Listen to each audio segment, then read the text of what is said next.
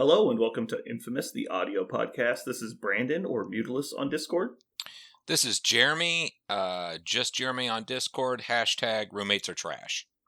And this is Aaron, I go by Treffinwood. Hashtag no roommates. Yeah. All right. As always, links are in the show notes. Thanks everybody for tuning in for another great episode of Infamous. It's going to be good. Let's see. Yeah, I don't think we have any other announcements for right now. I'm just glad Parker's not I guess here. He makes me we have a Battle Realms tournament. I guess by the time you're hearing this, though, it's probably already started. So good luck. Is it this week? But yeah, it's this weekend. Oh, Saturday. Oh, gonna miss it. You're gonna miss it? I mean, I wouldn't say I'm missing it per se. You're missing it. I would say you're missing it. It's got battle. I think and you realms. would say it too. Yeah. All right. So anyway, we've got some news. Hey, news! Yes. News. All right. Asgards are getting spoiled. I don't know if you guys had heard. So let's start with Lady Sif. We're not reading the card, but we talk about it. Aaron, what do you know about these people? What do I know? Yes. Lady Sif is 4th threat Zemo. Just period dot. No, is that a best way? Period. Okay, moving on. Period dot. Okay, moving on. next. I think he meant like Zemo. About the characters. Oh, you meant do I know about the characters in like the MCU, MC whatever? Just the Marvel, just M. Just M. Not really. No. Lady Sif. I mean, that sounds like syphilis. So just talking about the card. Yeah. I actually liked it a lot. I think she looks fun to play.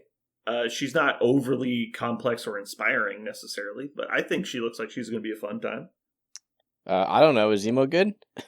Zemo is good, but also Okay. Zemo with DR and more hit points also seems good. Yeah, right. And board manipulation. Like, you could argue that she's way better than Zemo because of what she brings to the table. Medium move is a significant downer. Everything else you said is absolutely accurate. Yeah, I'm not going to say that, like, speed medium is better than speed long, obviously. It's not, but how often do you need the long versus, like, outside the first turn even? I don't know. I think his movement is... It's nice. Yes. And the fact that he gets a medium move on his spender, whereas Sif gets a short move. So, she is literally just him better in all ways except for movement. Yeah. She's a brickier version of Zemo for 4 points. Yep. And the fact that she has guard means she can... Does she? Say what? Yeah, what'd you say, Jeremy? The character's... she doesn't have rerolls on her attacks, does she? Master Swordsman. No, she doesn't have Strategic Genius, but she has his same Master Swordsman. Oh, I gotcha. Okay, Master Swordsman. Yeah. Okay. Yeah. So she loses the free reroll, but keeps the spender reroll. But being that she's an Asgardian, she'll have more power throughout the game, so she's always going to be able to either Master Swordsman or charge, which is amazing. Yeah, turn 1 charge if you want it. Like, that's super great. Yeah. Now, her actual damage stat line, like 5 and 7 dice, isn't exactly like... That's where Zemo's practically the exact same. So you're losing out, if you will, on damage potential going up from a 3 to a 4. Like, she's not doing more damage than Zemo would, but she's doing so much more with the board control. I would actually argue that she's doing slightly more damage. I mean, it's 1 extra die native versus the reroll on the spender. Yeah. Yeah. So the spender does more damage. The builder is, I don't know, actively worse from a damage perspective. From a pure damage perspective, it is technically worse because she's losing the 1 potential reroll. But if you're using Master Swordsman, the math is pretty fucking similar. Like, we're talking decimal points. It's pretty minor. No argument. Yeah. But Zemo having 0 board manipulation versus she has multiple points of board manipulation, I think is pretty relevant. Yeah. I think... And obviously, she's twice as tough as Zemo is. She appears to be a very well-designed 4 in exactly what you're talking about, a tough Zemo-esque role. Yeah.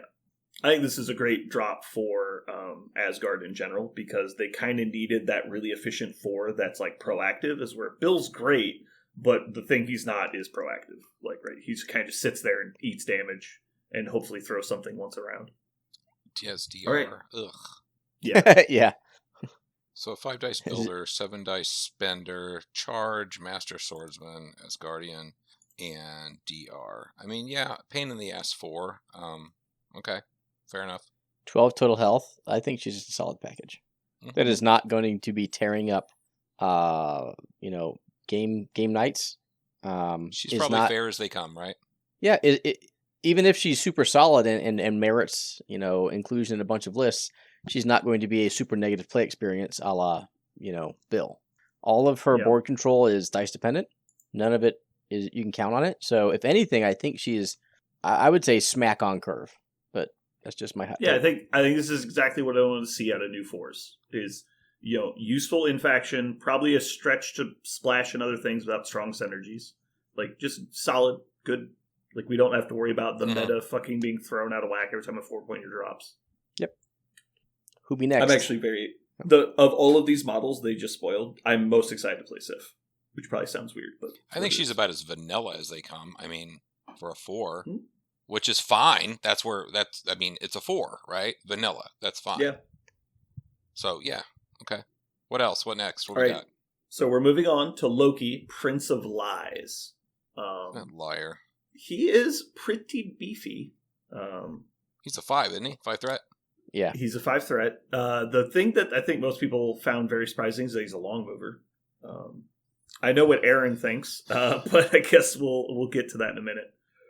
Jeremy, have you read this card yet? I'm looking at it now. 6 dice builder. It's got bamboozle, root. Okay, cool. Clever ploy. Oh, he's got a massive. We don't need you to read it semi out loud. I got to tell you though, most people have mentioned. We'll let Jeremy read it in his own time, and then me and Aaron will talk about it for now. Whatever. So stupid. Jeremy, stop. All right, Aaron, tell me what you think about the Prince of Lies. Fucking stupid. Like, if Sif was on curve, this model is not. This model is so dumb. 13 total health, 4/4/5 on the defenses is already really good. Then his innate, when attacking or defending, he adds skulls in the enemy's roll to its successes, is going to be a significant defensive bonus. The more dice the attacker rolls, like if you're rolling a big dice pool, you could get lucky and spike with no skulls, right? But if you have to roll 1 or 2, that's further increasing his his defensive tech. So I think he's pretty tanky for a 5 threat. Long move is stupid. Everything else on this kit, I won't read it all, but God Almighty, I think this model is stupidly good. Tell me why I'm wrong. I think you are wrong. I think he's good. I think stupidly good is a big stretch. I think he'll end up being average plus maybe to 5-pointers. I think he'll obviously be better than like Scarlet Witch, but he will be, I think, worse than like Black Bolt. He doesn't have huge damage potential, which is taking a 5-pointer that doesn't have huge damage potential is rough. On top of that, I think the skulls thing is a lot like Magneto's force projection. It sounds great and mathematically is sound, but you still just get spiked off the table. It's not consistent by any means. Like, a lot of the time, it's going to work the best on shitty rolls, like you were kind of pointing out. Like, it's not impossible to spike high without skulls. And the problem being, really, there's so many people right now that treat skulls as crits that, like, those people are going to just fucking murder him. Because they're just going to completely bypass his only defense mechanism. And 4/4/5 is good, but on its own, defense dice are the worst form of defense. So sure, if he was 6 threat, he'd be weak, right? I think he'd be very weak at 6. I think he's okay at 5. I agree. I think defensively, I wanted to look at his kit and be like, well, surely he's just going to be killable. But I don't. I think his defensive tech is where it should be. I think his ability to manipulate the board, and granted, he's Loki, right? But holy shit. Area 3 attack where he gets to advance target characters. Yeah. So the issue for me is, like, Cable gets his survivability from where he stands on the board. Like, he tends to be a flanker. Mm-hmm. I don't know that Loki can really do the same thing. He might be able to, and we'll obviously get to see. I think Loki, the support leader, is amazing. I think Loki, the midline brawler, is bad. And so it just depends on, how those two things mix together. Sure. I foresee his spender whiffing and leading to a very dangerous situation for him. Because if he's able to, on any center line objective fight, like there's a big fight in the middle, and you can save him to go last on, say, round 2, where he just walks forward and clever ploys, and then moves every single opposing model. Holy shit, that's amazing. But he whiffs 2 of the rolls because they're only 5 dice, and they don't get moved, and they get to retaliate. So I think there will be some games where he's actually bad, but there will be some games where he is like you're playing 2 Thanoses. Oh God, I hard disagree with that statement. I can't believe you said it out loud. I mean, considering like there are abilities that do vaguely some, like if it was that good, like Power of the Cosmos would be a bigger deal. Like it's not. Thunderous Splash, same thing. Like Thunderous Splash is just as devastating as this on a 3-pointer. I think you are underestimating exactly how far Area 3 is versus a place. Well, it's Area 3 on what, a small base versus a Sure. range 2 from target. It's pretty comparable. Hmm. It's also from his base, not... I mean, him being long obviously helps that a lot, but considering like you have to actually get him in range of all these people. It really depends what the mission setup is. But if like I said, if it's a intrusions, gamma, researcher, like pick 40% of the missions in the game right now, he'll be able to affect with a long move in Area 3 at least 4 out of the 5 models the enemy's got. No, I'm totally agreeing with that. But like you said, we're talking about what, like a 60% success rate on dealing damage on a 5-die attack. Like, sure, you push 3 people. It's a great ability, but guess what? 5-pointers are supposed to be good. Like that's. I don't think his spender is enough to justify a 5-point leader that does moderate damage at best. Like at best, you could make a strong argument that he's got actively bad damage, and that's really the question: is can you take a 5-pointer that doesn't actively affect attrition or scenario play outside of just his spender? I mean, his builder's really good. I don't think For his a 5 builder's threat? bad. Yeah. I think it's okay. I mean, I'm not writing home about his spender or his builder. I mean, yeah, I think it's fine. I don't think it holds him back. I think the spender, honestly, is what holds him back. It's so gimmicky and one-dimensional that how do you use it outside of that situation? And I get that he'll be able to use it a lot if he wants to. I just don't know how he's going to survive while doing it. Yeah, TBD. Isn't his 5 threat? I mean, he's got an incredible raw stat line for his defenses. He has a bucket of health, and he has something called Go Forth on his card. It's fucking Go Forth sick. is, I think, his selling point. Like the fact that he's got the best version of the Space Stone is big. Just that is really. But he's really a 5-pointer. Like we're talking about taking like Lockjaw at 5 points.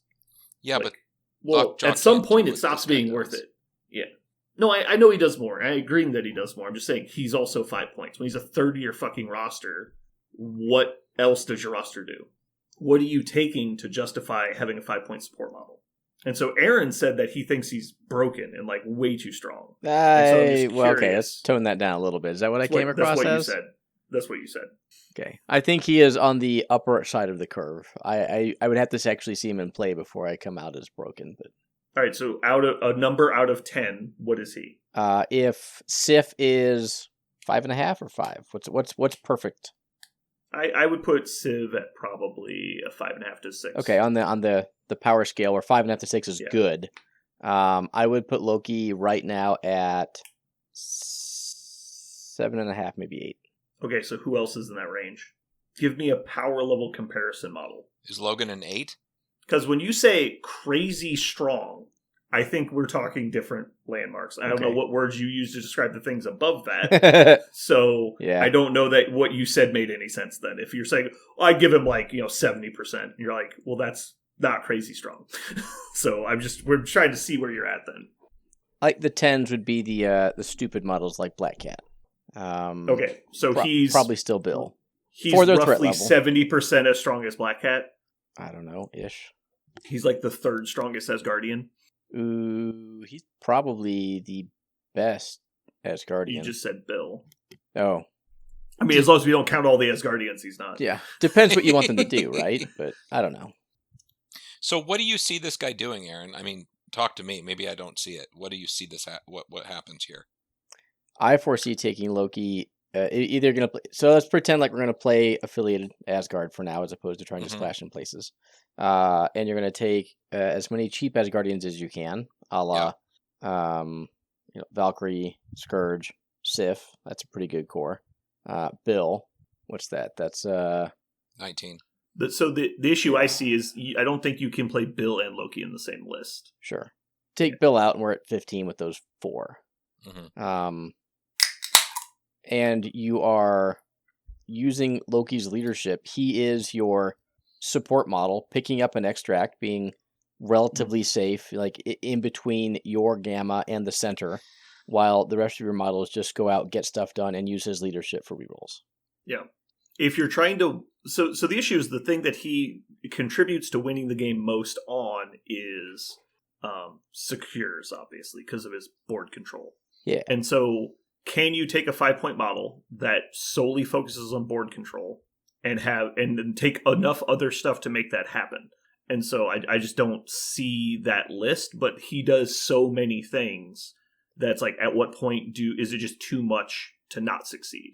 Because he's got the counting enemy skulls, he's got the dealing damage on the counterattack, he's getting extra power, he's got the best place in the game, and then he's got a solid leadership, I think, not amazing but solid. And then two interesting good control attacks and a good stat line. Like, that's all good stuff. Yep. There's definitely nothing bad on his whole card, but does it contribute to winning, right? Like, that's the problem we saw with Mysterio. When we first saw Mysterio's card, we're like, this guy is completely fuck busted. The game is going to destroy itself because of him. But he just doesn't do enough, and so it doesn't matter. Like Grand Illusion's amazing, but outside that, he's kind of an afterthought. And so I see him as kind of a Mysterio type model, but I think he'll be better. Okay. I still, after having looked at it all and thought about it some more, I still stand by he's very good. Whoops. Knock something over. Even double tapping with his builder, which is how I'd want to use him. 6 die counting enemy skulls is actually, I think, better than average for a 5 threat. Range 3 Mystic. Am I wrong? Mystic I think it is better than average of all 5s, but of damaging 5s, like people that are designated attackers, I think he's in the middle of the pack. Okay. So the main issue for me is, like, how many attacks do you think he's going to make throughout a game? Because he can't move himself, so he has to take move actions. He's admittedly a speed long, but like the only time people are going to be intentionally walking within range 3 of him is when they're either attacking you first or they have some kind of plan to deal with him. So I can just see like what happens when they just like throw you away or push you away or any number of things. And then it's like, okay, well now I have a 5-point model that's making 1 6-die attack with no dice mods. And it's like, okay, she threw in 2 or 3 damage and maybe moved a guy. Like, you're not doing anything. Like, he doesn't have a throw. He doesn't have anything like that. I just see it as an expensive option. Okay, we'll see. Yeah. I am excited to see him on the table. I think he looks really interesting. Okay, let's talk about his leadership specifically, though, outside of the model. We've always seen that Voltroning power in your list is always good. Now, Voltroning it specifically to one person that is predetermined is probably less good, but still good. I actually just don't think he's that good at spending power. Like, his only like true power outlet is What a Pity ability, where he does 1 damage if you rolled a skull, which I can imagine would be really annoying. Now he'll get to do that basically every time he wants to. Pretty much, yeah. If that's the goal, he can definitely do that. Because his base power is just going to be straight into his teleport, so that's just paid for every turn. If he actually takes any damage or deals damage with his attack, the rest of it just gets to be spent on either his spender or the pity. And I think he's going to have massively too much power. Like, he's nowhere near going to be able to spend it. So I could see him legitimately moving and spendering every single turn. I think the spender is more of a trap, but I think it might be. But I want to see it on the table first, because like you said, range 3 push is a big push. I would like to talk about his 2 tactics cards. Because just when you said, hey, he's got a bunch of power. Trickster's Boon. Loki, Prince of Lies, can spend 4. A non-Asgard gets 5 power, and you get a victory point if you kill the chosen model. Are you just reading tactics cards now? What's going on? I was explaining it to Jeremy because he gives lost. So it's a way for him. So yes, I like to see it. It's a way for Loki to spend all that extra power he's getting to shuffle it to a model who can use it more effectively and get victory points in the process. I think that card's amazing and synergizes perfectly well with Loki because of what we just said. Tell me what it does again. I can't find it. You're going to have to actually read it. Or tell me what it does. Loki spends 4. Choose a non-Asgardian allied character and an enemy character. The chosen allied character gets 5 power. Ooh. Pretty good. Like, I choose Zemo. Zemo gets 5 power. This is during an allied non-Asgard character's activation. So it's during Zemo's activation. Loki, at unlimited range, gives him 5 power. I then choose an enemy character. If the allied character dazes or KOs the chosen enemy, so Zemo picks the Hydra Troopers. I kill the Hydra Troopers. I gain a VP. That's it. Okay. There's a negative that I won't get into right now. If you don't kill them, then the enemy gets a VP. Gotcha. But bottom line, Hold on. I nominate a target. Well, you actually give the opponent a victory point. If you kill the target, you get a victory point. If you fail to kill If the you target, don't. you give the enemy a victory point. Yep. I'm officially out on this card. I am so in on this card. I bet you are. It's probably the best card you've ever seen, I would imagine, based on previous conversations. You are not right. Or not it's wrong. An 8. It's 8.5. Yeah, you're betting a victory point you can kill that model with your model. I think being able to transfer 4 power from a character that doesn't need it I do like to that. a character that needs it, and then can use that power to effectuate DPS on the map is great. And I'm willing to bet 90% If your of the goal was DPS, why are you taking Loki? every model in your list has a reason. DPS is for the other 4 models that Loki supports. Is that unaffiliated card? No, it's Asgard. Has to be Oh, Asgard. shit. Asgard. And you have to bring a non-Asgardian model to benefit from it. Yeah. In my opinion, this is the 5th card that you would take of the 5, probably. Like, this is not an auto-include, but I think there are a lot of times where I love what this card's going to be able to do. I love the fact that there's a drawback. I love that it's during that character's activation. I love this card. Not because it's I think the overpowered, card is good. But yeah, I think the card is good. I don't think it's broken. I don't think it's terrible either. I don't know. It opens you up for a lot of like what if stuff. And so if you look at your opponent's roster pre-game, if they have like sacrifice or, lifesaver or anything like that, you're just like, well, I can't play this card because, it can get me into a bad spot later. Or if all you care about is gaining the 5 power and not caring about them gaining a victory point, I guess I can see that. But like, again, if 5 power is what you needed to win the game, then I don't know what the fuck you're doing. It's like you could have just played just put a different character in instead of Loki. If you need power on your other models, you should be playing something else. But it could be flexible. You know how many times I'm playing a game and I'm like, man, I'm 1 power short on this character to be able to do X. And if I could do X, sure. There's also leaderships that do that. I'm just You're saying. playing a 5-point leader and then trying to take his power and give it to other people. Like, play literally the other 5-point leader that does that. I'm taking a model with excess power and having the flexibility to spread it around when and where I need it. Like I said, I like the card. I just don't. I don't think it sees play that often. I think it's going to be very rare. And his other card, Giant's Blood, for Jeremy's benefit. When an enemy character ends a movement within 2, Loki gets to place within 5 after giving all enemies slow and root. It is Spider Tracker on steroids. Jesus Christ. That's why I'm like, wow, okay. It costs 2 power. So, Whoa! same cost.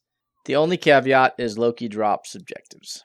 That's a large caveat. It is a large caveat. I was saving that for It you. also is only within range 2. Yep. I like that card because it is spicy as fuck. So the spicy action is Loki can trigger it himself with Bamboozle or his clever ploy. Yeah. He advances enemies into range 2 and then ports 5 up the board. Like, there's some pretty crazy shit he can do. Also, he can play Face Me. He could also and play then Face teleport away before the attack.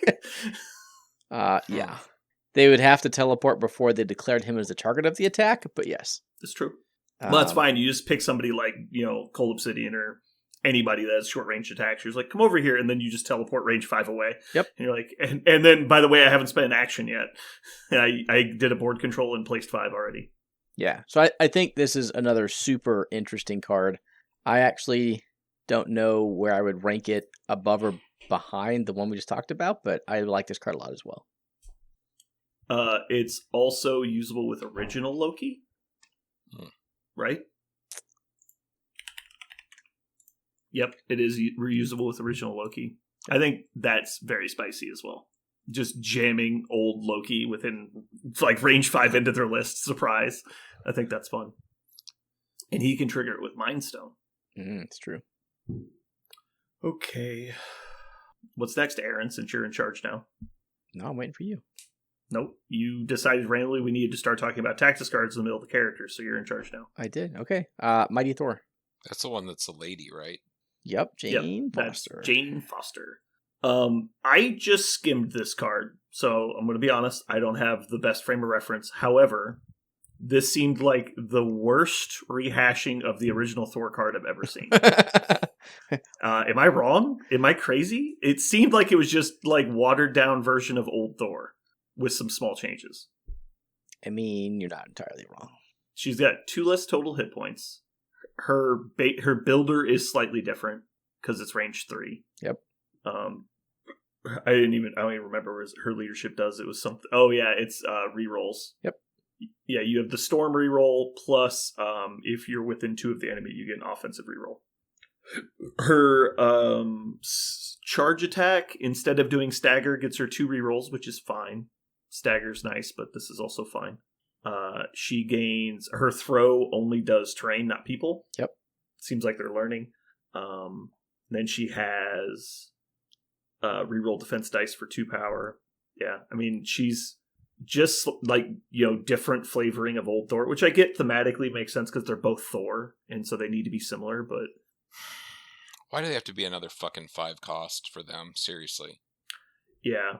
The fact that, I guess we'll talk about that in a minute. They got 2 new leaders. I mean, people wanted new leaders. I hope you like 5-pointers, though. Like, strap like 2 3-pointers together. Here you go. Yeah. What's the problem with Asgard? They have a 5-point leader. Joke's on you, they have 3 5-point leaders. Oh my god, I'm just sick of seeing that with them. Aaron likes 5-point leaders. He just told you how much he likes them. Scale of 1 to 10. What's this mighty Thor, Aaron? 3. Yeah, really? She is that bad, you think? Better or worse than Thor? Let's compare it against Fair Game. Okay, taking away the leaderships. I'm actually have to bring up Thor's card just to double check. Really? Game knowledge. You gotta work on that. I do. Don't worry, it's exactly the same as this card. So she only has 1 hit point less than Thor. Oh, is he 7-8? Yeah, he's 7-8. Okay, and she's 8-6. So that's a better split, even though she's 1 less. I thought they upped him to 8-8. Nope. Okay. Her spender, I think, is infinitely better than Thor's spender, because his is a dumbass AoE.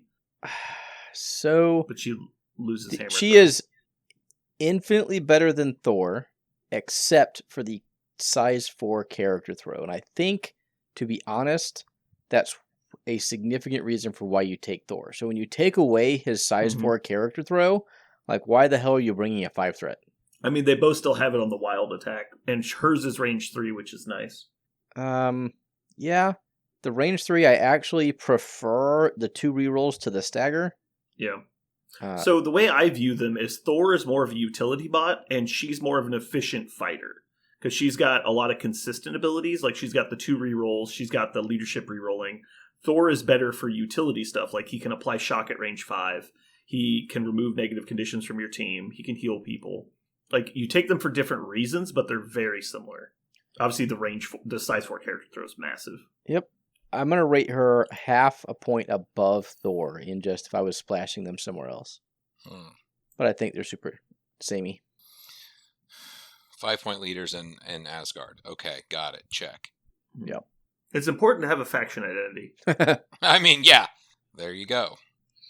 Man, I know everyone's gonna be pissed about this. I can just hear, was it Josh yelling at me now? It's like, why? Like, I got 2 new leaders, they're both 5s. I mean, of all the wishes that were thrown in the universe, like a 3-point mighty Thor Jane Foster is what everyone wanted.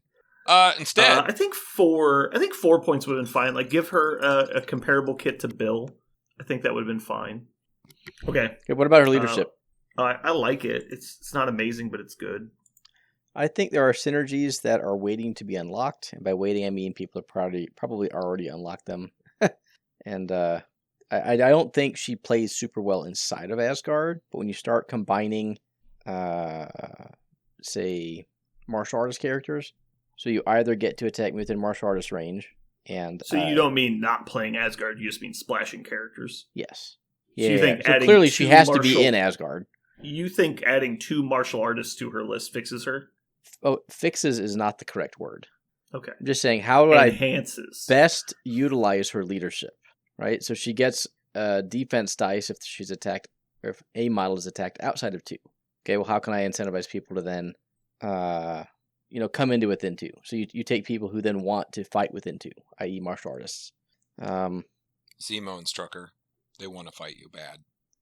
In my opinion, I don't ever consider reroll synergy. I understand that it is in base concept it's synergy, but like it's not a combo. It's just increasing efficiency. Mm-hmm. And so I understand that that's what synergy means. And so I'm just looking at it as like I care more about combos and mechanics than just making the math slightly better. And I get that the math slightly better across your whole list is going to add up. I get that, and I value that. I'm just saying, like, you're not saying anything special when you say more rerolls, more better. Like, that doesn't, like, that's empty words to me. It's like, obviously it's better, but how much better is it? Like, getting a reroll on a single defense die means, like, you added a third of a defense to your pool. Like, cool. That's great when it works. Like, Miles' leadership literally does that better. Like, so... And then the offensive reroll is also good.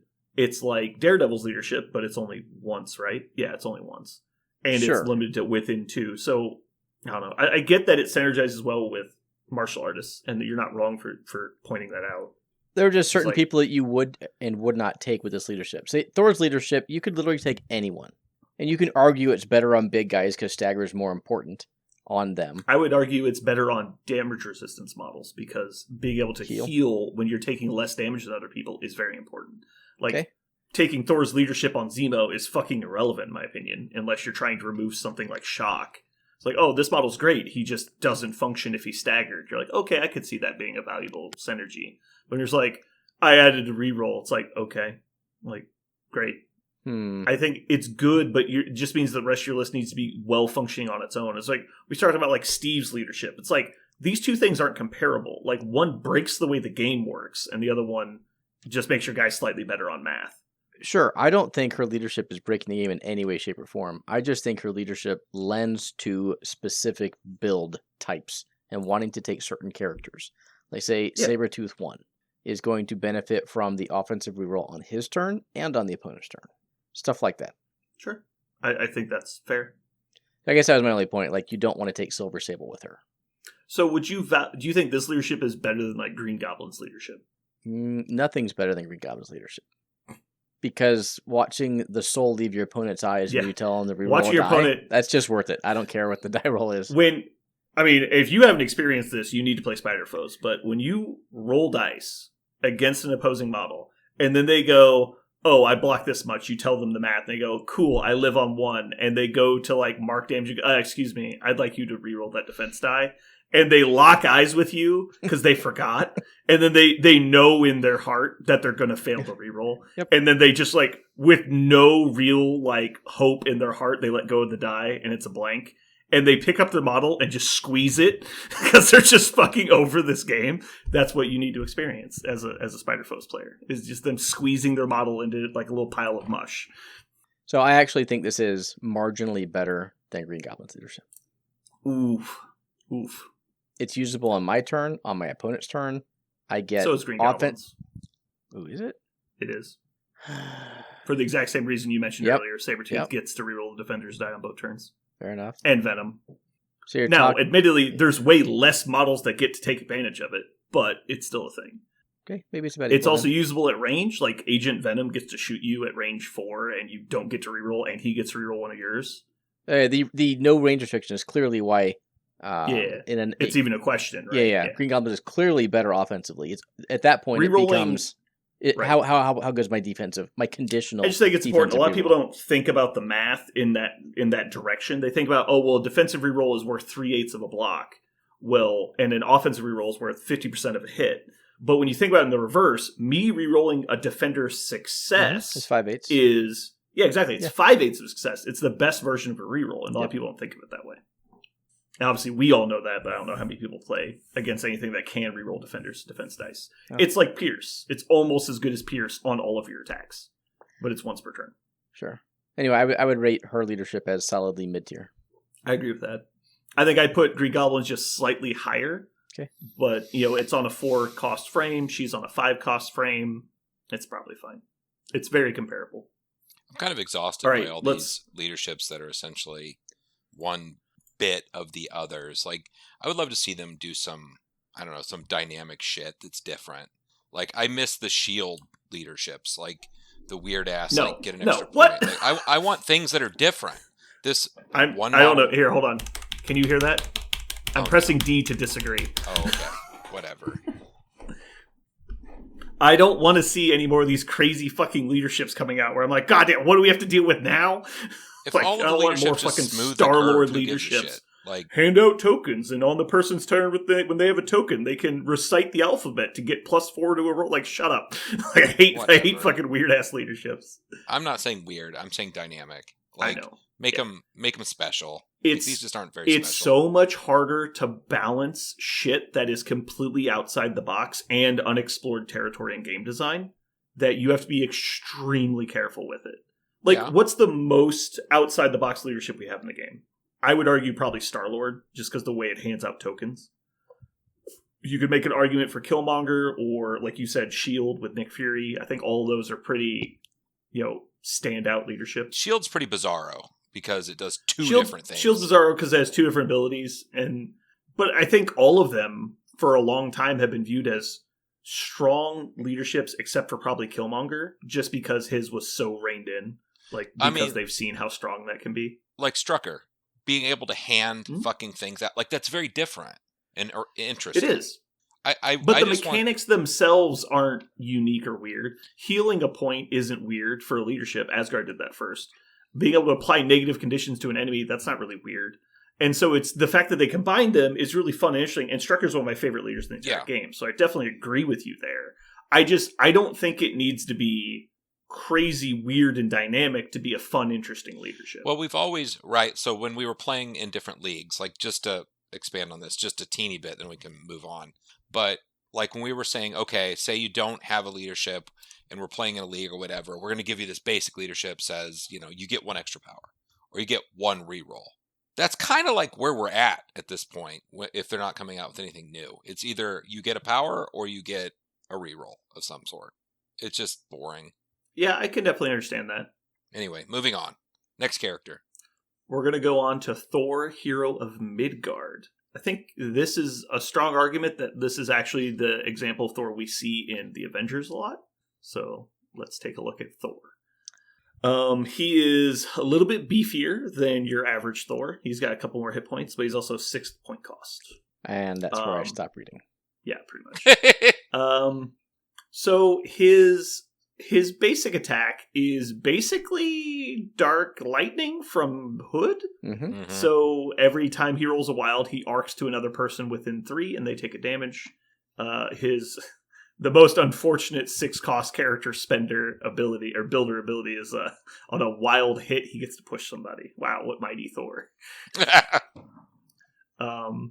I would have words with thee is a fun name of an attack. 10 dice is pretty cute. He gets to place within 1, and then after it's resolved, he gets to throw the character away up to size 4. He has a charge. Oh no, he has a pounce. He throws himself. And he is size 3. Oh, he is size 3. Yeah. They made him beefy. I believe he's the only one on a medium base. Oh, is he on a medium? I didn't realize that. One of the models is. I think it's him. I think Loki's on a medium. Then it's not him. No, it definitely looks like he's on the medium base. All right, that's cute. Power of Thrower, he can only throw terrain, but he throws it long. Very cute. That basically gives him the Ebony Maw throw. It's just range 2, though, not range 3. Oh, yeah. Yeah, he's always been 2. That makes sense. He's got baby arms. I say the nay, villain. He has counterattack for 7 dice, which is cute. That's fucking silly. That's pretty funny. That's cute. Take 6. Oops, what? Take 4. You're like, you're like, what? All right, so what do you guys think? They gave both of the new Thors range 3 builders, which is kind of cute. I think they're leaning into the like, because the classicest Thor throws his hammer really far, right? But in a lot of the newer movies, they're doing like these juggling, like dynamic moves where they don't throw it very far, and so I think they're trying to represent that in the game. He's got Super Master Punch. Super Master Punch. Yeah, that's fair. Yeah, I'll accept that. Would you call it Godly Punch? No. Just Super. Why not? I don't know. What are you saying, Aaron? Go for it. Yeah, this is about as inspired as I thought we would be. Yeah, the best ability on this card is Have at Thee. Yes. Ooh, this is the second character with 17 hit points, right? I don't know who's the first. Oh, no, wait. I think they nerfed the other one. Is it the cat? Malekith? I think it was the cat. Because Dormammu had 22, yeah. Yeah, I think old Mal had 17. Yeah, he's 9-7 now instead of 10-7. Maybe he was 10-8. I can't remember it anymore. Oh, well. So yeah, he's got a lot of hit points. He's got a kind of depressing stat line, honestly, because there's a lot of 4-pointers that are 4-4-4. And so having that be his defense is, you're hoping really that they're just not incentivized to attack you because you have the, I say the nay. So I think that's the trap. Like, I agree. I mean, it's only there if you have like a shit ton of power, right? You're capped out at 10, and you're just like, why not? I'm about to take more damage. Correct. Either that, or the opponent's on 2 or less health. Yeah, and you're just like, 1.75 is expected damage. Like, okay, we'll roll some dice and see what happens. I mean, if they're going in, you're like, oh, I need to KO Thor right here, and they're like, I'm going to rapid fire you, and you're like, well, I've got 10 power right now, and you're probably going to do 2 more, so I'm going to do 28 dice of counter strike to you. Like, good fucking luck, bro. Like, you're like, well, actually, let me think about this. Right. But beyond that, when I look at this model, first of all, it has limited action economy with only his spender being able to place. The best thing on his card is his size 3 pounce. Like, between doing that or I say the nay, what am I spending 3 power on? It's the pounce every time, right? 4 incoming damage. Well, sure, no, that's definitely the best thing on his card. But if you look at it this way, he's basically Apex Predator but costs 6 points. He's got a size 3 pounce. Sure. He can throw terrain. Instead of people, he throws terrain. Yep. But it's up to size 4. And then he's got 7 dice spender versus Pierce. Yep. And it's... How many times have I ever wanted to attack Apex? Fucking never. Right? You just completely ignore him. But this guy generates 2 a turn automatically. Sure. It's slightly better. Has a 7 die builder. Yep. I would not attack Thor. I don't think he's good. Yeah, I don't think he's good. I'm just saying, like, I think Apex is why they consider one of the best 4-point characters in the game. Oof. He just is only in, like, 2 affiliations. And sure. So it's hard to get him on the table. Yeah. Right, because if you're going to splash somebody, there are better characters. And so he's right on the cusp of, he's only really worth splashing if you have synergies for him. And there's not a lot of people that give him what he needs, because all he fucking needs is power. Yeah, I am very, very hard-pressed to play a 6-rep model with no action economy. Like, holy shit. I don't think it's fair to say that someone with pounce that doesn't have action economy. If I'm using that to move without hitting a model, that seems but it's both. Kind of bad. It's both. What if I'm not in range? One. Sure, I mean, you can not be in range, but you could also be not in range of charge. Like, that doesn't mean it's not action economy. It's a shorter range, I'll give you that. But, like, Psylocke, like, short +2, like, that doesn't automatically put her in attack range, but it's action economy. Okay. There's a bunch of people with place 2 that we say have action economy. This is noticeably further than that. Highly dependent. Like, if you're trying to both, hug a corner to be in cover and then want to move, but you can't because it's a pounce. He also has a range 3 place contingent on his spender. Yes. Contingent on being in range 3 and having 4 power. Is this the Thor you just play in Avengers with Captain America? I mean, it's just like original Thor. He's definitely more appealing when you give him action or power economy. But I could also see 6 him. Points, Jesus Christ! No, I totally agree. Like at 6 points, I'm questioning it. How about this? Could you see this model replacing CGR and Inhumans? If you could funnel him unlimited power, is he terrifying?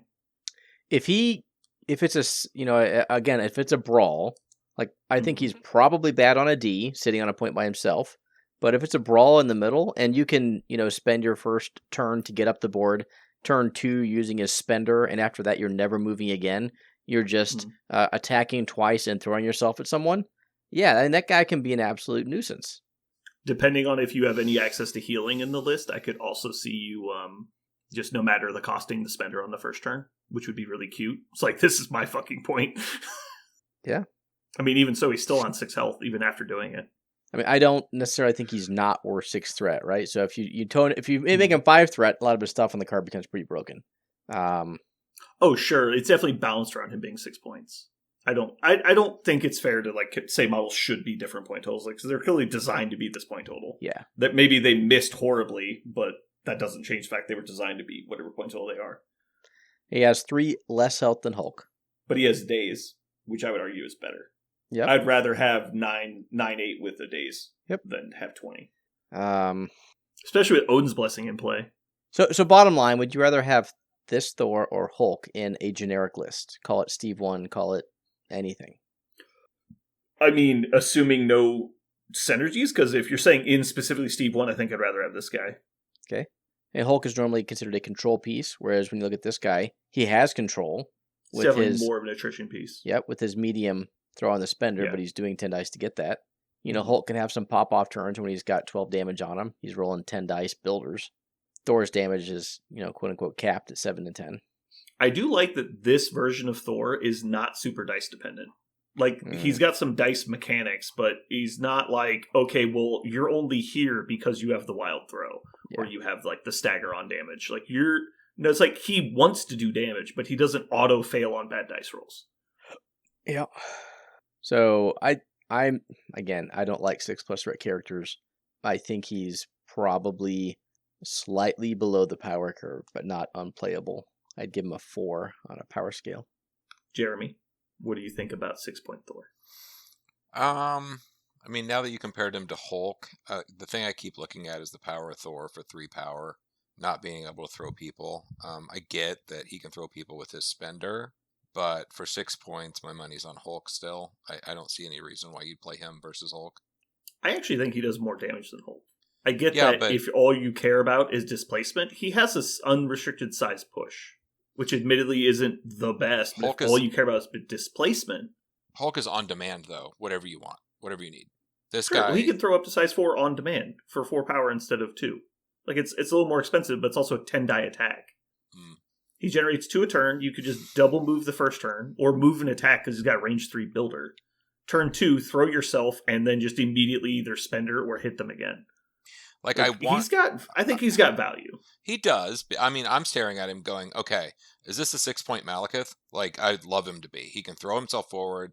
He's got a 7-die fucking attack. This energy, which is amazing. He's got a 10-die spender. It's hard to overstate 4 sources of legitimate damage. Like, rapid fire is one thing. We're talking 4 sources of legitimate damage. Like, I'm dealing 5, then 4, then 2 7-die attacks. Like, that's an amount of damage that not many models can match, even Hulk. Proof will be on the tabletop, because, I mean, you're comparing him to CGR. Like, there's a lot of stuff here for him to get compared to, and I think it's interesting. I think he easily outdamages CGR once he's in the mix with power. Probably. But the problem with CGR was always that he did it on turn 1. That was always the problem. That he was doing it over and he can do it anywhere. Like, he'll come touch you from any direction. So, that's a different thing. Yeah. Mm-hmm. I'm not saying, like, I like him enough to put him on the table a few times. Let's say that. The other ones, I can't say that I will, other than maybe Loki a few times because he's cute. I think I like this Thor more than original Thor. I think this Thor will do the job that you want him to do. Yeah. Where the original Thor, you could get 2 versions of Thor. You get Fat Thor and Amazing Thor. And that always happened. Always. How about this? We might see a new version of Asgard that we've never seen before, which is go tall, run at you. And they just take Mighty Thor, this Thor, and throw in big model splash of your choice and just run at you. And it's like, okay, well, I'm going to try and punch you back, but you've got great stat lines and Odin's Blessing to back it up. And then you're just, like, play Rainbow Bridge and just charge them. Yeah, rerolls. Like, my whole list is in your face. Yeah. Maybe. I think that list could chew people up, especially when they're playing, like, these little frail, like, Criminal and Web Warriors lists that don't really fight back that hard. which like you turn around and try and punch them back, and you just don't really have a chance to win a one-on-one fight, and they just meat grinder your list. I think that looks fun, but again, we still got to see them on the table. Okay, so we've talked about some of these cards. What's next, Aaron? Well, let's talk about a Thor card for a limited time only. Oh, that Thor card. That Thor card. This is Stark Armory-ish. Are you aware of the scene they're talking about, I assume? No. It's from Love and Thunder when he's rescuing the kids, and he gives them all the power of Thor, but he's giving out the power, he's like, for a limited time only, because he wants his power back. Got it. I forgot all about that. So additionally, this character makes an attack if it deals damage to target. Oh yeah. So you get 1 extra die at all your attacks, and if you deal damage, you give shock. That's cool. That makes rapid fire lists amazing. Yeah, like I said, it's just Stark Armory, but he spends 3 for it within 4, and they get shock. I didn't notice this when I first read their cards, but Lady Thor and New Thor are going to make a hell of a combo. And that's really cute, given like Love and Thunder is the inspiration, and where they like fight together all the time. And so, yeah, I like this card. I don't think it's great, but I think it's fun. I think it's in contention. Like, it's not a bad card, but it doesn't make the 5, and how often, therefore, it will determine whether it makes your 10. Yeah, problem being that all the 5-pointers, except for New Loki in Asgard, are crazy power hungry. So, like, him spending 3 power on this card, yeah, right, is going to be brutal. But I don't know. So it is during the activation, so you can at least wait and see if they attacked you first and built some extra power, or maybe he spikes a couple attack rolls and he's sitting on like 10. Yeah, I don't think this is going to make a roster, and here's why. If you take a look at the most of the cards that people take, right, they'll take offensive-minded characters, but then what they should do is take defensive-minded TTCs to soften out the weaknesses in their list. And if you take a look at the TTCs that are taken most often, right, brace, patch up, fallback, mission objective, right, these are all designed to interrupt your opponent's plans, not like triple down on yours. This is a triple down plan. Because of that, and the fact that it's a power-starved model, let me rephrase it. It's a model who uses its own power extremely well, who has to play it. I would not take this card. If it wasn't during his activation, I'd be in. But I think you're probably right. It probably is a card that sits around 8 or 9 in your slots, where it rarely makes a roster. Jeremy? Use your words. I agree with what you're saying. It's a great card, but it doesn't do what you need. Okay, moderator time. Here we go. Next card up, we've got Freya's Blessing. This is basically the new version of Odin's Blessing once Odin's Blessings gets banned. So basically it is, what's the name of the card? Inspiring Monologue for an Asgard specifically. But it happens in the power phase instead of the activation phase. So you're going to choose somebody that gets to reroll all their defense dice for the whole round. Jeremy. Yeah. Go first. You have to use your words. Go. I have words. Use them. Okay. He's got the step meter. He's like, I'm about to run out of words. Hold on. I got to slow down. I think this is a great card for Asgard, being that they have really strong stat lines. It's like 4/4/5, 4/4/4/4, whatever. Like, they've got really good stat lines. So I think this would be a great card. Is it an auto include? Probably not. Again, it's not a bailout card, not fix some mistake card. It's just kind of a don't target this guy for a turn kind of card. I think because it happens in the power phase, unlike Inspiring Monologue, it's going to be valuable because it's going to maybe get you to surviving when you shouldn't. Because you can use one of your like support characters like Scourge or Heimdall or Valkyrie or somebody to play this, and you play it on like Thor when you don't have Prio, and between that and Odin's Blessing, it's really hard to get them off the table in one activation, and then you get to go. If you don't get, if Odin's Blessing doesn't stop what you needed it to stop, you're probably in trouble. I mean, you say that, but I mean, how many times do you let go of 4 defense dice, you get like 0 or 1, and now it's like, well, they add 3 or 4 more dice on top of that, and all of a sudden you're blocking 2 or 3 on every attack roll, and it really is hard to count to 8 when you just, you're blocking 2 or 3 every time. Mm-hmm.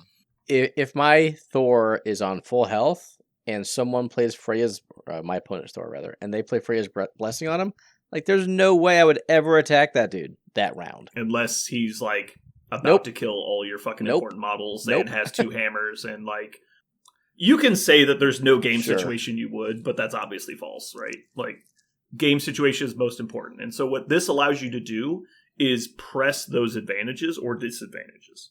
Obviously, you would never choose to attack the hardest target for no reason whatsoever. That'd be fucking idiotic, you're right. But, if all that matters is my model survives this first activation, then that's all that matters, and this card is amazing. Mm-hmm. Sure. In my mind, I would like to use this on, say, a Thor who has 3 health left. My opponent has Prio. I'm sitting on 6 of 9, health. And now I would like for my Thor to live. At that point, if I'm the opponent, I might just roll the dice and see if I can get my 3 damage through your rerolls.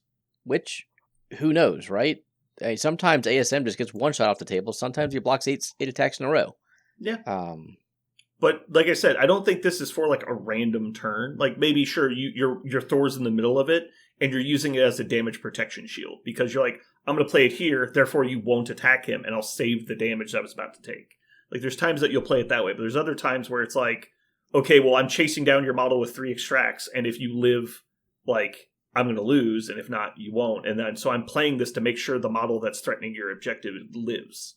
And I think those turns will be well worth it. Okay. But yeah, it's definitely not for every list. Yeah, I think this is a fringe 5 card. I agree. I think it's fine. Again, how often does Inspiring Monologues he play? Never. But it also requires priority to work. I know. I'm just saying, does that tweak make it all of a sudden an auto-include? I don't think you're saying that. I think it's a very relevant change. The problem is it has to be an Asgard model, which is a different restriction. There's a long line of making cards that would be really good, like Asgard restricted is what we should call it. It's like, well, you can only play with Asgard models. Like, oh, so it's trash. Okay, I get it. Definitely don't play it on your Doom Prophecy target. Depends on the attacks your opponents put into. I don't think so. Okay. They'll find a physical attack somewhere. Okay, speaking of Doom Prophecy. I was like, yup, here we go. Heart of the Worthy? That's this one, right? Yeah. Okay. I don't know how this card works. I'm afraid of the answer. So it says question? At the end of the activation phase, an allied character may spend 2 to play this card. They remove the activation token and immediately activate. Then the next cleanup phase, the character is KO'd. So it's talking about Lady Thor for this card. Mm-hmm. Okay, so if you had Prio and you play this card, you lose Prio, right? Because you now are the last one to activate, and it's still the activation phase. Mm-hmm. Okay, confirming. So obviously, this card is worthless if you have priority, because you would just activate her first, right? Unless it's the end of the game, and your opponent's going to score out, but instead, you murder someone to win. This is... Sure. Yes, very weird stipulation that technically is correct. Correct. But you see what I'm saying, right? Like, when this is never going to see the list, right? You're absolutely correct. This doesn't see play. That's why I didn't understand it. I'm just like, okay, so it's only playable, not good, playable, if you don't have priority. And Lady Thor is injured, but not KO'd at the end of the turn, then you can give up Prio to activate her again. Or, like, what? Like, I don't know, man. I'm missing this one. As like, so the example is, I already didn't have priority, or my opponent's going to win on points. And even if they do win on points, me having one less model seems unlikely to change that fact. I don't know. It's very odd. It's cute. Like, I like the concept. So if they had Prio, and your Lady Thor has 2 health remaining, and you know that they're just going to activate and kill her, you're like, yeah. Well, instead, obviously. I'll play this card and I'll get an activation out of her. But think to the natural conclusion, though. So you got the activation out of her, but you saved their activation killing her. So now they get to do other stuff. Fully agree. So it's like chess when you shortcut something. It's like, let's just trade these pieces to move on. And you're like, okay. Like, we just traded a piece. Like, well, her activation might be able to, daze or KO a model. Her activation going to be better than the... Because the other thing is, it has to happen at the end. It's not like all you've got, which was any point during the turn. Yep. Why don't they just... If they're like, oh, he's going to play Heart of the Worthy, I'll just throw you the fuck away. Like, what are we talking about? Or I'll stagger you or whatever. Like, it's like, what do you do now, idiot? Like, oh... I will say, I think there is a cute implication of what if you play Doom Prophecy on her first and then get a double Doom Prophecy activation. That's cute. Yep. But outside of that, and you're using 2 tactics cards, this feels very Doom Prophecy all you've got situation because it's exactly with the same thing. But it's less good. It's with 1 model in the entire game. I don't know. It seems bad. It's one of those cards that you'll probably catch somebody with once, but that doesn't make it good. I agree. This is a trash card. I like Jeremy. the idea. I love the idea. Yeah, I think it's I don't hate them for making this card. Actually, I kind of do hate them just a small amount. Because this is one of the cards that will break the game. Like, right? Like, the mechanic of double activation the same model in 1 turn is like nuclear hot. Like, right? Like, we cannot let shit like this into the wild unless it's dog shit. And so you have to make sure it's dog shit or it's going to break the game. Mm-hmm. I mean, double agent is better than this card. I disagree, but man, it's close. Sure. How often have problem we with seen double double agent agent running rampant through the meta, right? Exactly. No, I'm fine. I get it. But like, she's at least a 5-point beater that has access to because she has access to Odin's Blessing. That she has auto access to Doom KOs. Prophecy. I get it, but I'm saying once you play Doom Prophecy, you're already in. Like we're all in. At least you're getting your value out of it. Because the thing you might get them with is like, oh, well, you play Doom Prophecy, so it's like I don't need to worry about that model anymore. I'll just kill them whenever I want. It's like, well, then you get to like the last 2 activations in the turn. You're like, do I have to kill her now? And then he's got Odin's Blessing, and you're like, so now it's not that easy to kill her. Like, shit. And then like Loki places her range 2, and she's in a better spot. And you're like, oh god. Yeah, there are situations where it would be useful, but God almighty, hoping that situation comes up in the game and saving a tactics card spot for it. Yeah, it definitely, I don't think is a competitive play card. It's a fun screw around thing. Sure. All right. Is that it? Do we have any more? Nope. I think that's it. Yeah. That was fun. All right, so who's playing Asgard now? Raise your hand. Me. Nice. Okay. I've been waiting for Sif forever. I wanted to get Sif in the game. So I'm going to play new Thor too. I'm going to play Fat Thor. He's going to be great. Or is Old Thor Fat Thor? I can't remember which Old one's Thor. which. Old Thor is Fat Thor. Okay. Yeah, he's the one that's fat. This is like Ragnarok Thor. Where he's all Yeah. pissed off. Chonky Thor? Chunky Thor. Dad bod Thor. Fortnite Thor. We'll call him Fortnite Thor. Everyone will know what we're talking about. Okay. Maybe they're not done. Maybe they're going to have 1 splash release. They'll have a 2-point model in there and a 3-point leader. And you're going to be like, fuck! I want the Warriors 3 now. That's all I want. People always said they wanted Odin. I don't think they'll make Odin. But Odin would have made a fucking lot more sense than goddamn Professor Xavier. Odin doesn't ride. I'm never going to forgive them. I'm never going to forgive them for putting Professor X in the game. I'm going to be playing a different list tomorrow. At least, hopefully. It's 4th of July, so who knows if we'll get time to play. But Nice. alrighty. You guys got anything else you want to chat about? Nope. Nope. All right. Well, thanks for tuning in, everybody. This has been Brandon. Jeremy. And Aaron. And you've just listened to Puny Gods.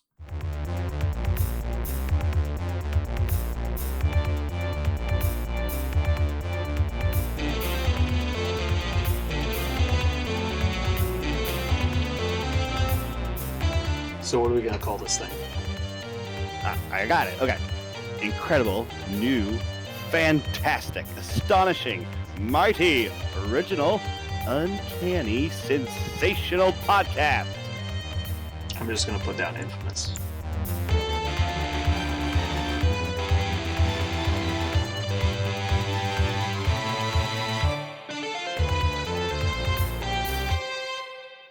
And we're back. Hard as nails. Yeah. Just fucking. I'm as hard as a diamond in an ice storm. Isn't gorged one of those words that's like moist? Engorged? I Yeah. don't think so. Turgid? How about that one? I don't know why moist is one. Succulent, I can understand. Succulent.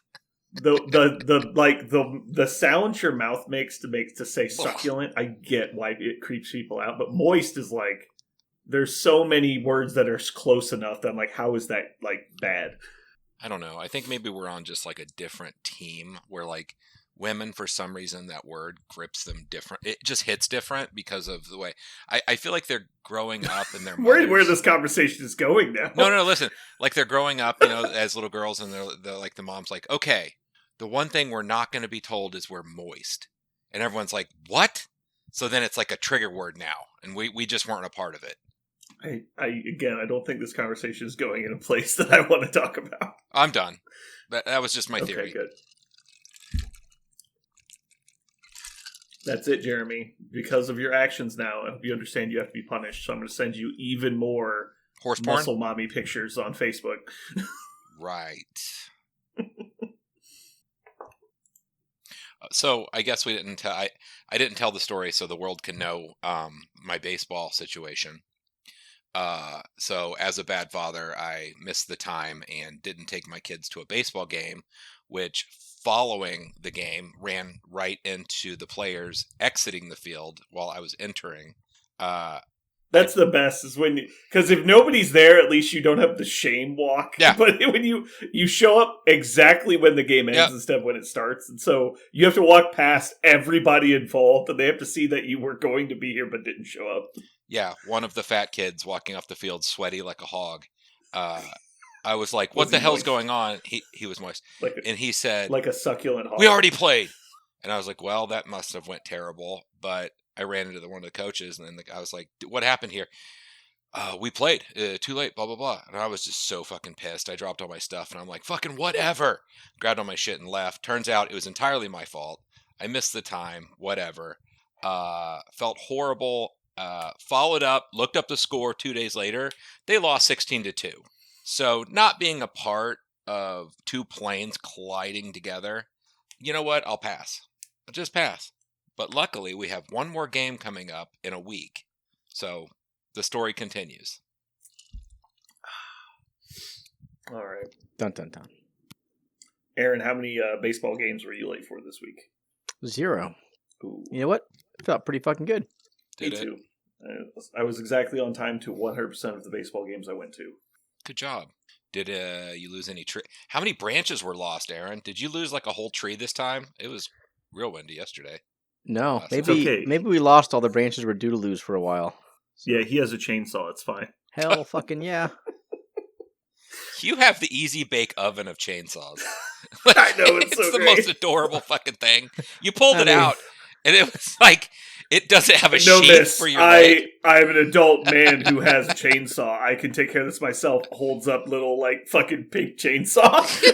Like, that's like 6 inches of blade. He's like, I can take care of this myself. This runs on AA's. Oh, It's rechargeable, I'll have you know. Oh, okay. Even better. as is most things that you buy on Wish. Yeah. Does it charge through a micro USB? I just have to blow into it. Oh, okay. Oh my god. That chainsaw was awesome. That's the smallest chainsaw I have honestly seen in my entire life. I forget if it's 6 or 8 inches, but it's all I need. That's what he said. Jeez. I was going to leave it Whoa. alone. He's like, you have to leave the easy ones alone or else I they can't. think you're slow. No. I got to run up, slam it in your face. Yeah. In your face. Oh, boy. You know, there's like no good movies out right now. Did you watch The Fall Guy? Not like new at the theater, huge movie for summer. Like, is the best we're going to do now It's as Deadpool big... 3. It's not out yet. And it's fucking... It's not It's currently. 4th of July. It comes out in like 2 weeks. This is 4th of July, you mean though. for specifically Yeah. 4th of July. Yeah, I don't... Like, is summer... that a big movie day? Summer... Yeah. 100%. Families The big in town. movies almost always come out late July. All I know is if the blockbuster I think Jeremy was now, spoiled with ID4. I mean, that was its own thing, but yeah, I guess. But What I'm is like ID for? Independence Day. I mean, it came out on the 4th, which is a big deal, I think. It was pretty cool. I just don't like for people that don't have their children because their ex takes them on vacation. I don't have anything to do, so I'm like, hey, girlfriend, maybe we could go see a movie, and the only thing really playing is fucking Inside Out 2 or whatever that's called. Dumb. So Finally went back to the gym. oh yeah, it's still there. Yep, they finally opened a new gym that's 24 hours because I work till midnight. So going to the gym when it closes at 10 is problematic. Yeah. So signed up for the new gym that just opened. I thought I would feel worse after, not working out for so long. But? No, I felt okay. Like, I felt worse after workout sessions that, like, when you're in a rhythm. But, I don't know. We'll try and make it a habit. We'll see how it goes. How much is the gym cost? They have a special going right now, but it's like one of those like Planet Fitness styles where it's like $10 a month kind of thing. Mm-hmm. But it was $1 for the first month, but you have to sign up for a year. So it basically ends up being like what is that? $111, $115 or something after tax. Yeah, that's nothing. For a year. No, it's totally fine for a year. Then you can sign it's like $25 a month if you want like the massage chairs and like extra little crap. But it's actually kind of interesting. They actually have like a child care service for when you're at the gym, which surprised me. Well, when you're there at midnight, you really get to judge the parents who bring their babies at midnight. I haven't seen any babies there yet. I mean, that's only open until like 10 o'clock. But no, yeah, it's 24 hours. So I love working out late at night. And so like I'll go to the gym at like 3 a.m. sometimes just because I'm like, time for bed. Let me go get worn out and I can sleep better. Having insomnia makes it really easy to go sleep after a workout. So, Aaron, you said you were playing some board games with the fam. What were you guys playing? Dominion and Small World were on tap this evening. Did you play all the expansions for Dominion or just basic? I have never played a single expansion. We only have the base game. Huh. The base game is just very solvable, unfortunately, but it's a good game. We don't play it enough to like get to that level. And you want some advanced strategies so you can just destroy people? No. Okay. I'm pretty sure we're there. Yeah, probably. I mean, a lot of it's random, but when you're like Throne Rune Smith, draw 7 cards, buy a province every turn. Yeah, I mean, the whole point is get to buy province every turn. That's the goal. I think the chapel is the chapel one where you get to exile cards from your deck. Chapel or Cellar. We played with one of those in the game tonight. Yeah. That's one of the really lame strategies. You basically just sell everything in your deck that isn't a silver, and then you just buy provinces every turn. Yeah, that was my strategy in the game we just played, and it was not functional. I would have thought it'd been great because we also played with the witch, so I was getting curses in my hand. I'm like, great, I'm gonna trash all this shit, and for whatever reason, deck rotation just didn't work out. Which changes the game completely because it adds another deck that runs out very quickly, and so it shortens the game dramatically while also slowing everyone down. And so if you don't buy witches and other people are buying witches, you basically lose. Yep. We had a period in when I lived in Syracuse where everyone was playing it, and I don't know how many expansions there are, but we had like a lot. We had at least 6. It was really weird the way that came up because it was like the first real deck builder board game, and it exploded onto the scene. Like, it came out 6 months later. That was the only game that they produced for like a year. It's like, if it's not a new deck builder, we're not going to make it. And they just churned out expansions. And it was not long after that, Sentinels: The Multiverse came out, and that was like the only board games anybody wanted to play for like 2 years. And then it kind of got done to death, and then people moved on. Then it became like the legacy style games that evolve as you play them. I always thought I really feel like I should like Sentinels: Multiverse more than I do. I actually hate that game so much. Anyone who's like sits down to play it, like there's an entire Wikipedia on how to beat the enemy, and it tells you on all the cards, and it's exhausting. There's an app, actually, yeah. It's fucking exhausting. There's an app that you can download, yeah. I think Sentinels: The Multiverse is a lot like a role-playing game. It just accentuates the issues of what happens when you play with people that want different things out of a game. Mm-hmm. And so with Dominion, there's a limit to like that. It's reined in a little bit more because the game is more on rails.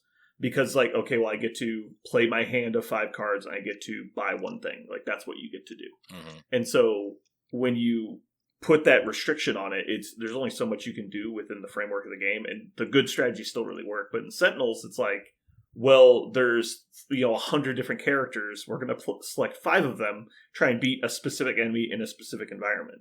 But if you do the research, you find out, it's like, well, these 5 heroes are so much better at fighting this specific enemy than anybody else that it's not even a challenge. And so if you know that and you specifically tailor pick your characters to beat them, it makes the game so much easier that you're like winning the game on turn 3, and it's really boring. And so you have to like decide what you want out of the game. Do you want the game to be challenging? Do you want it to be fun? Do you want, like, what do you want? And so you really need to play it with like-minded people, or else it's not going to be fun. Role-playing games are very similar. It reminds me a lot of the feeling of, so that one feels like, okay, it should be fun and easy. It's not. And what's that chibi game? Dungeon Explorer? What is that one called? It's like Chibi's Super Dungeon Explorer. Like, that one seems like it should be fun and cute too. Oh, it's not. Like, it's very complex. I really enjoy really challenging games that are cooperative. The issue with that is you have to play with like-minded people, because you can't play that with the wife and kids, because they can't. Either the kids can't handle the strategy, or like the wife loses interest, or like some combination is different. But I like playing like Pandemic on hard mode, and it's like, okay, well, we have to super plan this out. But it's also not fun if one person just dominates all the decision making because they know the math. And so the way we play Pandemic is you play hands not revealed, so you can't see what other people have, so you can't tell them what to do. And so it's just, you have to trust the other players to know the game as well as you do and make good decisions. I really like playing the game like that. So you played Smallville as well? Small World. I have, yeah. Small World, that's what it is. That one's fun. Small World's fun. I have trouble playing board games with strangers, like, a lot. Because I'm the guy who gets way too competitive, and then also I have zero patience for people that play board games. Like, I walked away from a game of Dominion one time because we did our first 2 rounds, which, if you've played Dominion, is extremely easy. The way the deck works, you either end up with a 4-3 split of money over 2 turns, or a 5-2 split of money over 2 turns. It's like the only real possible combination of what can happen. And so we all reveal our hands, we do our buys in succession, and then we get to turn 3, and the person to my left stares at their hand of 5 cards for 3 solid minutes trying to figure out what they should buy. I'm like, I can't do this. I just walked away from the table. I was like, I cannot sit. This is the easiest decision you're going to make for the entire game. It took you over 3 minutes. Like, we're done. Like, I'm not going to sit here for 3 hours to play one game of Dominion. Without saying names, was it Parker? Mm-mm. Okay. No, it was like the guy who owned the game's wife at 31st Century. But it was a long time ago. It was just like somebody who doesn't play board games a lot. And that's kind of when I stopped playing board games. I realized that I was probably causing more problems than I was fixing. I was just like, I don't have the patience to... Because if I look at the game and I'm just like, I can see what you're supposed to do, but I don't want to tell you what to do. And I don't care if you make the right decision or not.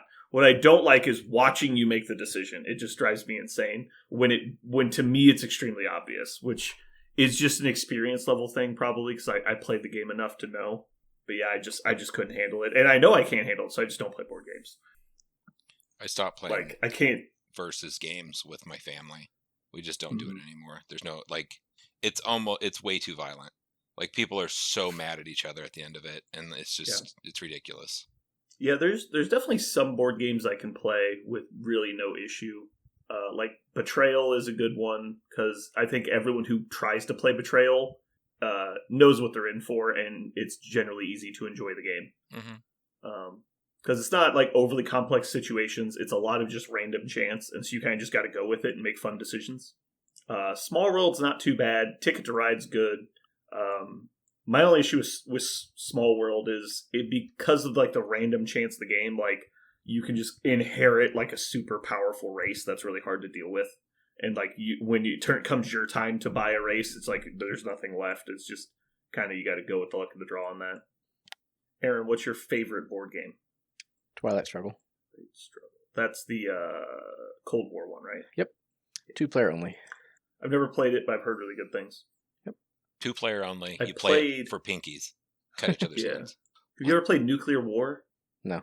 It's an older game. It came out in like the 80s, I think. But it was kind of like a satire on the Cold War. It's a small card game. Every person in the game plays a nation that has nuclear capability. And you're dealt cards. And the cards are populations, and so each card ranges from 1 to 10 million people, and you have like 10 of them in front of you. And then you can you draw warhead cards and you load them with munitions, and so you have like megaton payloads and then missiles, and then the missiles can hold different amounts of cards, and then you basically just play them, and like each turn you basically say, all right, I'm firing this missile, it's loaded with these 3 cards, and then it's like in launch for like 3 turns, and it just keeps going around the table. And at one point you're like, oh, and you flip the card over, like, it was a dud, like, we're just nuclear testing. And at some point somebody has to actually launch a missile because you run out of like testing cards. And then the nuclear war kicks off and everybody dies. And it's pretty funny. It's very dark, but it's fun. I mean, you had me at load your warheads. Yeah, and so you the best one is, I can't remember the names of all the little things. There's like a Saturn V rocket and all kinds of different stuff. But there's one where it's like the XKX or something, but it's a Moab, so it launches a lot of small missiles out of it. So whatever payload you put inside of it is multiplied by 10. And so if you launch it at somebody, they basically die. And so it's like the trump card of the game. But yeah, but you don't know how many people everybody has, because they have secret populations. And so you might shoot a missile that's like, oh, I did 80 million in damage, but they turn over, they have 200 million people, and you go, oh, so I've just made a big enemy and I didn't kill him. And then everything he has is coming back at you next turn. But then also you're a villain to the whole table because you're just trying to take somebody out. And so it's really interesting. It's just an example of how everyone dies because you started this inevitable process of killing everybody. Jeremy, what's your favorite board game? Gloomhaven. Nothing's even close to second. Everything So- feels so nice. Have you considered just actually playing D&D? No. No, not even once. No, I like the fact that it's very intelligently designed. Everything matters, pretty much, and your discussion with the group is 100% like needed.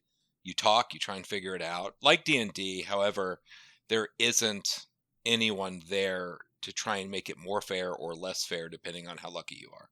It's just a matter of actions and doing your best with it. I just love the flavor and pretty much everything except the setup. The setup is a little tedious. So what if you could just like not have to set up the whole board and everything was just like in your mind? No, still wouldn't.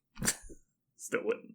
Okay, Brandon, Nuclear War is just Kickstartered for its 4th edition, retitled Nuclear Destruction.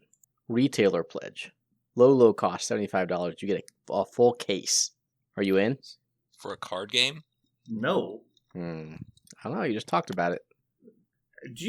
Have you ever one singular time in your entire life met me? No, apparently I not. fucking hate Kickstarter. I was like, I know. this dude doesn't trust anyone with anything, let alone his It's money. not a level of trust. It's just a dislike of the entire business model.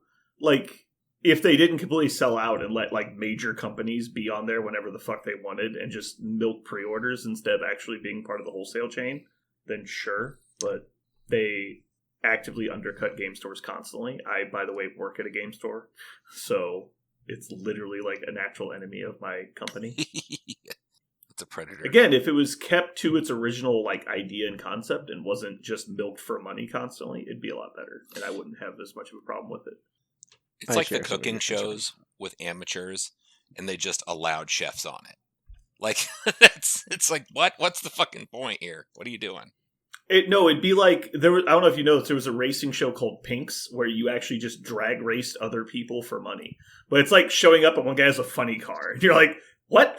Like, what are we doing here? And it's like, yeah, and everyone just bets on him to win. And you're like, what is happening? Unless someone snipes the driver, there's no competition here. You're like, the rail car won again? Are you serious? Yeah, the jet-powered train got it again. Who could have guessed? The Saturn V pulled just ahead of him with like 900 million horsepower. I don't know why that just made me think of something. Jeremy, do you know what the fastest moving object in human history is? I don't know. It's amazing. I love this story. It's a manhole cover. Okay. Do you want to know why? No. Why? One of the first, way on early when they're doing nuclear testing, this is probably why I thought of it. they were doing nuclear testing. So they were like, what happens if you detonate a nuke underground? So they bury this thing like 100 feet below the desert. And they put a like a concrete box around it. And then to seal it, they put a metal plate on top of it. And they set the thing off and blah, blah, blah. They do all the research. And they investigate the crater after, it's like cooled off. And they're like, there's no evidence whatsoever of the manhole cover that we put to seal the thing in. And so they assumed through the heat and pressure it was vaporized. And so they recreated the test. They did it a second time. And they used an incredible high-speed camera. And they still couldn't see any evidence of it leaving. But through some research, there's no metal like atoms of any kind that they could find. Through all of the research, they couldn't find any evidence of the thing existing. And so like it had to have been launched into space. And so they did reverse engineering, like did all the math. You're like, the pressure that this thing was generating, it would have launched the thing going like, it's like 5 times the speed of like the Voyager 1 probe. And so like at some point it's going to pass Voyager. They have no idea where it is. They've just been launched 2 of these manhole covers into space. And it's like a little joke in the scientific community. It's like what happens when they think that you've started a war with an alien species because a manhole cover hits their ship. It's like, oh no, interstellar missile. Good lord. Yeah, I love that story. It's great. You guys have any plans for tomorrow? Not really. I'm looking to probably go see a movie with my girlfriend later on in the afternoon. I took the day off. I did not take the day off. Unlike pretty much everybody I know, I'm not afraid of going to work, so. I think it's a fear. It's just, I could. It's just like a loathing. You're doing a wedding, Aaron. A wedding. Yeah, I know. You only do those in your 20s. In the 30s and 40s, like no one cares. It's over. Yep. Whatever. I was telling Do I? some younger people about like, because they're like, oh yeah, we're going to a wedding or whatever. And I'm like, yep, it'll be weddings. And then you'll follow that up with some kids being born. And then birthday, you'll have to go to that. And that's pretty much it. Like, that's the series of events that are going to happen. Then they'll get divorced. Then there'll be the next wedding. And you won't have to go to that one because no one gives a shit. So, a lot of the friends that I have were married when I met them. I can't recall a time a friend of mine, like a good friend, has gotten married. They've all already been married when I met them. So the only weddings I've ever gone to was 3 weddings for my family. And I hated all of them. I mean, honestly, I haven't been to a ton. I mean, like, I would say I've probably been to 6. But I tell you, women go to a lot of fucking weddings. They love weddings. Like, they look for them, I think. They look in the paper for, like, obituaries. Except they just look for weddings. Yeah. That was a college thing. Like, when we were in college, I can see that. Like, a lot of people were getting married and stuff, and that was the big deal. And then graduating college, and all of a sudden everybody's having babies. So you're running around doing that kind of stuff. That was just like a whole series. Like, your 20s is kind of filled with that. At least it was for me. Yeah, I guess I can see that.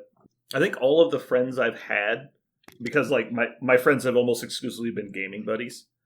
All of the friends I have who have gotten married stopped being my friend before they got married.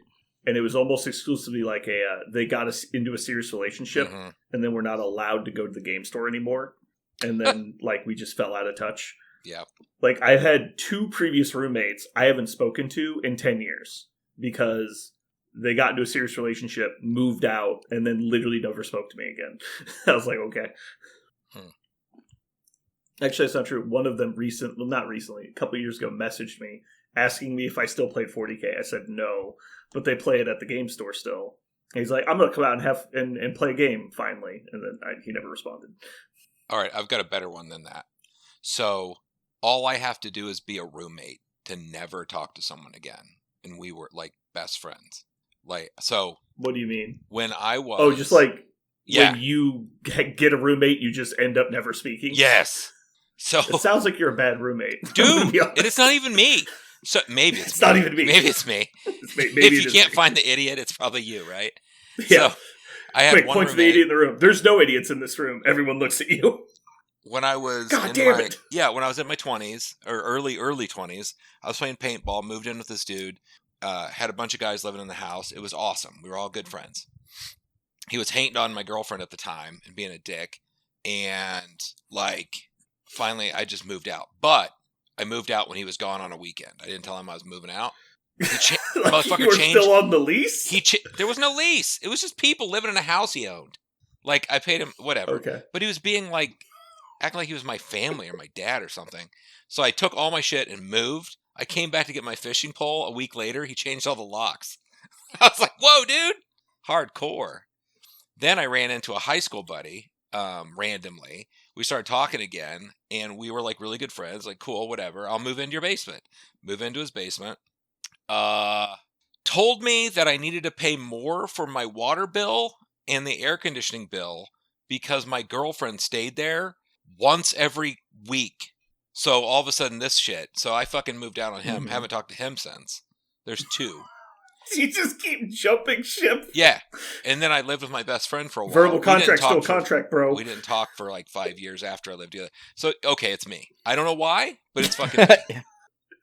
Jeremy, you cannot move in with me. Good.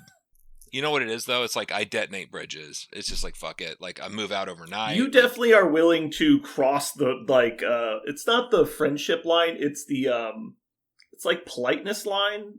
It's like etiquette. Like, you're willing to break etiquette before other people are. You're like, I see where this is going, and most people are so non-confrontational, they will let this fester until it explodes. Oh, that's You just true. poke the balloon with the needle immediately. You're like, Yeah. no, let's do it. Fuck it, let's set this shit off. I'll have a hard conversation for right reasons and wrong reasons. Like, I'm like ready. You're the guy that pulls the lighter out at the gas station. You're like, let's do this. Yeah, I guess so. But yeah, I guess that's true. Like, I was always willing to do the thing and needed to, like, I would say what needed to be said. And because most people are so bad at confrontation, I think that probably, like, lit the bridge on fire and exploded it. So there was just no reason to ever come back. I don't know. One of my former roommates, before he moved in with me, he was living with his brother and a friend. And they had a 3-bedroom apartment in the city. And I went over to their house like a month before he moved in with me. And one of his brother had just gotten a new dog. It was a little like toy dog. Mm-hmm. And the dog had been shitting all over the apartment because it wasn't housebroken yet. And so, as you know, and I don't know if this is normal or not because I've never had this. I've never had 3 people living in a space and not had this like defined well between whose responsibility it was. Yeah. But the guy was like never home and never trained the dog. And so the dog would just be at the apartment and they Just would take it out for him. But it's still just shitting everywhere because it's not housebroken. Nope. So even though they take it out 5 times a day, it's still just shitting wherever it wants. So instead of cleaning it up, they would just get paper towels and cover the spots with Oh my paper God. towel. And so they were just covering these little poop teepees like all over the apartment. And so his brother comes home. We're playing Xbox on the couch. And as soon as he walks in the room and shuts the door, they just lean over and they're like, John, your dog shit everywhere again. And they're like mocking tone, just like sing-songing back and forth. It's like, John, pick up the shit. John, pick up the shit. And then he like goes to his bathroom and slams the door. Oh my God. And then they're just, while he's trying to take a shit in the bathroom, yelling into the bathroom, John, pick up your dog's shit. Jesus And I was just like, Christ. wow, this is crazy. Is this how normal people live? Oof. It was great. My brother, he lives with his girlfriend in California, and he's constantly having this battle of they have 2 cats. They had 1 cat, but the cat got lonely, so they've got another cat, right? So anyway, one of these cats is old and sick. So my brother has stories of how he's standing there, and then the cat will spray diarrhea all over the bed and the floor. And he's like, your cat just shit all over everything. And then he'll leave it there because it's her cat. And I'm like, wow, like, I don't even know what to say. And it would do it like once a day. I'm like, dude, just burn the place down and leave. Like, I don't know what to tell you. It's fucking horrible. You're just cutting up like 3-foot squares of carpet every 2 hours. Oh, I'm like, are you serious? It's really, he's like, yeah, really, it happens. Like the cat's sick. Oh, no. Aaron, I'm sorry if we're boring you with our roommate stories, but this is, because I think have you ever even lived with another, like, friend outside of, like, a relationship? I had a roommate in college. Does that count? Okay. Was it like a dorm, or was it like Yes. I'm going to get a room with a friend, and then we happen to be in college? No, it was dorm. It was a dorm. Okay, so you've never chosen a roommate to live with, like I actually did once, and I've never changed their Okay. roommate since. yeah, but that's what I'm saying. It's What a roommate, dream. roommate, What a that's dream not the same scenario. thing. Did you guys? Thanks have for separate rubbing rooms? it in our face. Yeah, I'm just pointing out Aaron has no real life experience. Anyway, We're here to I think I almost had one roommate. His name's Dave. You guys, I think, have all met him, but he came over to our place to check it out before he moved in. Smart move. He walked in. The first thing he did is walk into the kitchen and look around. He's like, "All right, what does your kitchen look like? Because that might just tell me what I need to know right here." Mm-hmm. And I was like, more people need to do that. I've lived with 2 people that I did not know well before we moved in together, and one of them was a friend of a friend. Like, it was my roommate had a friend from work, and he suggested him as a third roommate. Mm-hmm. And we talked about it, and he's like, I'll cover his portion of the rent if he like defaults or something. But he's a cool guy, so he moves in. The original roommate leaves, and so we have the third spot is now open again. And the new guy, which I barely knew, but he was friends with my previous roommate, he was like, "Hey, I got a friend from work that wants the third room. Is like, can he move in?" I was like, I already like broke my no strangers rule to let you move in here, and I don't really want to be outnumbered by people I don't know. And this is just, man, it doesn't feel right. And so he's like, "Well, tell you what, I'll bring him over after work. You can meet him, and we'll see how it goes." So the guy shows up. I don't know. I don't like to judge people because, like, I'm kind of a weird looking dude sometimes too. Like, I give off probably a weird impression to strangers, but this, you could just tell there was something about this guy that was like, he kills people in alleyways or something. Like, he was just a weirdo. And I was like, oh man, I don't want to tell this guy to a space that he can't live here. And then he starts telling me, he's like, "Oh yeah, I just got out of jail." Oh! I just need a place to get back on my feet. My kids live 5 states away, and I really want to see them again. I'm like, oh man, this is weird. It's like my parole officer is going to be coming by occasionally. I'm like, oh man, this would definitely be a no-go. But we talked. The guy was like, "No, trust me. He's a normal guy. He just looks crazy." Biggest mistake probably in my entire life, letting that guy move in. Yeah, it turns out when you meet a crazy person, don't let them move into your house. Did I ever tell you the story of when I got fucking kidnapped / held hostage? It was because of a roommate situation, exactly like you're talking about. You don't know him. Yep. You play Magic with him, and somebody said he'd be a good roommate. You probably need to hook up with this guy. Well, live with the guy for probably 3 months. Got a knock at the door. 4 or 5 dudes come into the apartment wearing leather jackets, and they've got guns. They said, "You need to go to your bedroom." I swear, this is a true story. "You need to go to your bedroom. We got to deal with something. Where's Michael at?" I'm like, Michael's back there, and I'm going to my bedroom. He's at the spot. He's at the scene of the murder. You'll be able to find him just easy. Yeah. Don't worry. So he's in the shower, whatever, and I'm like sitting on my bed, my mattress on the floor. I'm fucking like 19 years old in this fucking apartment, mattress on the floor. I'm getting ready to grab my phone to call the police. Guess who ripped the fucking phone out of the wall? I didn't have a signal. They fucking ripped the phone out of the wall. I'm like, well, and I hadn't seen enough shows yet to realize I'm probably dead. I'm just like, you should be bad. climbing out your window right now. Like, yeah, I'm like, this is bad, but I'm guessing this will end. And so I get another knock at the door, on my door. He comes in. He's like, "Dude, you okay?" And I'm like, "I guess." He's like, something will be out of here, whatever. And I'm like, "Okay, cool. Have fun with Michael," like, kind of thing. I'm like, fucking, what's happening? About that time, I realized that my girlfriend was coming over about that time. I hear the doorbell hit, and she comes in, and this bitch, like, she was from the hood. Like, she didn't give a fuck. She's like the hawk tall girl, like that kind of thing. Yeah. "Where's Jeremy at?" I'm like, and I just hear him outside. "Where's Jeremy at?" Something. She just busts in, comes, opens my door, gets me, and we leave. Good. Yeah. And then I call my other roommate, who's my best friend forever. I'm like, "Dude, Michael's in there. I think they're beating the shit out of him. They're probably going to kill him. I think we need to find somewhere else to live." Cool. Whatever. I come back eventually. Turns out Mike decided to hit his girlfriend. His girlfriend's brother was in a bike gang. The bike gang beat the fuck out of him and damn near killed him in the apartment. Yeah. Yeah, I mean, he had it coming. But we ended up moving out of there. So that was super fun. And also I had a girlfriend that was braver than I ever thought to be. Jesus Christ. So yeah, Aaron, you missed out on all this stuff. This is awesome, right? One of my high school teachers was in a biker gang. We found out mid-school year when he went to jail. Oh my God. Oh, boy. Man. These are fun times. All right, we should probably get to it. Dude, roommates is an awesome subject. That might be my entire subject Jesus for Christ. the 200th episode. Yeah. All right. You guys ready? Yep. All righty. So for Mojo World this week, we have TV shows set in space.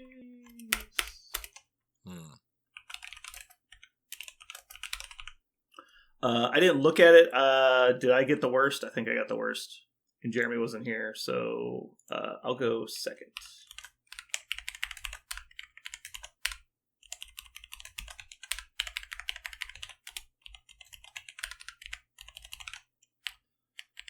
All right, Jeremy, hit me with your best takes place in space TV show. So does the show have to take entirely place in space, or can it be like some? I think it has to involve space, and the characters have to go to space. Okay. How about Space Force? Is that fair, Aaron? Yeah, some of the characters go to space. Yeah. Space Force. Aaron, is that what your intention was, or does it have to take place specifically outside of Earth's atmosphere? I wanted it. Does it have to go to outer space, or is inner space okay? Is high Earth orbit okay? Okay. So we're going to go with as long as they go to space. Wait. Sure. Any version of high gravity or low gravity. Does Mandalorian count? Absolutely. Yes. Yes. Okay, absolutely. Mandalorian, I'm picking it. Mandalorian. Oh, you stupid bastard. I got the freebie. I know what you're going to pick. It's fine. You can have it. I don't like it. Oh, yeah? Yep. What? Go ahead and say it. I bet I nailed it. Oh. Come on. If you don't pick it, I am. All right, hold on. I'm going to steal that shit from you. I've got it typed in the document. What did you think I was going to say? FireFly. Yep, FireFly. Yep. All right. Based on how you said it, I thought you were going to say something else. No, All right, FireFly. I fucking know you. I got you on that one. I don't like FireFly. Just because my actual number one pick is safe. Because you guys are the case. I'm never going to say that piece of shit, except maybe Fucking take it from you. You're just taking it easy, making it easy on me. All right, Aaron, you're up. You got back-to-backs. Back-to-backs. First one is going to be Deep Space Nine.